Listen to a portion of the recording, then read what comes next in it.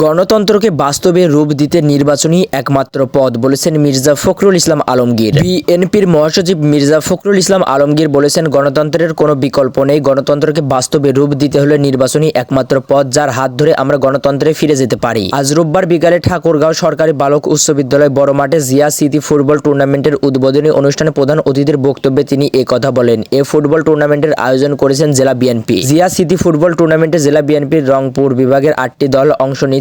উদ্বোধনী খেলায় পঞ্চগড় ও দিনাজপুর জেলা বিএনপির দল অংশ নেয়। অনুষ্ঠানে মির্জা ফখরুল বলেন, আজ আমি আবেগ আপ্লুত। আমি দীর্ঘদিন পর একটা বর্ণাঢ্য ফুটবল টুর্নামেন্টের শুরুটা দেখতে পাচ্ছি। আমি ধন্যবাদ জানাতে চাই জাতীয়তাবাদী দল ঠাকুরগাঁও জেলা শাখাকে। তারা টুর্নামেন্টটি আয়োজন করে ঠাকুরগাঁওয়ের মানুষকে নির্মল বিনোদনের পাশাপাশি ক্রীড়াঙ্গনে একটি নতুন ধারা সৃষ্টি করেছে। যদিও কাজটি জেলা ক্রীড়া সংস্থার, বিএনপি যে কাজটি শুরু করলো আমি মনে করি তার ধারাবাহিকতা জেলা ক্রীড়া সংস্থা ও অন্যান্যরা বজায় রাখবে। মির্জা ফখরুল বলেন, আমাদের দেশ একটা ভয়ঙ্কর সময় পার করে এসেছে। প্রায় 15 বছর একটা পাথর আমাদের বুকের মধ্যে চেপেছিল। সেই পাথর আমাদের সব প্রতিষ্ঠানকে দানবের মতো ধ্বংস করে দিয়েছে। এই খেলার মাঠগুলোকে ধ্বংস করে ফেলেছিল। এই মাঠে আমার ব্যক্তিগত সম্পর্ক আঙ্গাঙ্গিকভাবে জড়িত। তিনি বলেন, আমাদের ছাত্র তরুণরা যেভাবে একটি অভ্যুত্থান সংগঠিত করে আমাদের নতুন বাংলাদেশ নির্মাণ করার সুযোগ সৃষ্টি করে দিল, এই সুযোগটা যেন আমরা গ্রহণ করি। শুধু রাজনৈতিক ক্ষেত্রে নয়, আমরা খেলাধুলা, সংস্কৃতি, সামাজিক জীবন, শিক্ষা যেন সব ক্ষেত্রে এটি নতুন বাংলাদেশ দেখতে পাই। ফুটবলে আমিনুল ও সাব্বিরের ফ্যান ছিলেন মন্তব্য করে বিএনপির মহাসচিব বলেন, তারা যখন মাঠে খেলতেন তখন মাঠে অসংখ্য দর্শক ছিল, কিন্তু আজ ফুটবলে দর্শক কমে গেছে। ফুটবল বাংলাদেশের খেলা, মানুষের খেলা। এই ফুটবলকে আবার জনপ্রিয় করে তুলতে হবে। আমিনুল সারা বাংলাদেশ ফুটবল টুর্নামেন্টের আয়োজন শুরু করেছেন। এটা ইউনিক ব্যাপার যে একটা রাজনৈতিক দল ক্রীড়াঙ্গনের নেতৃত্ব দিচ্ছে।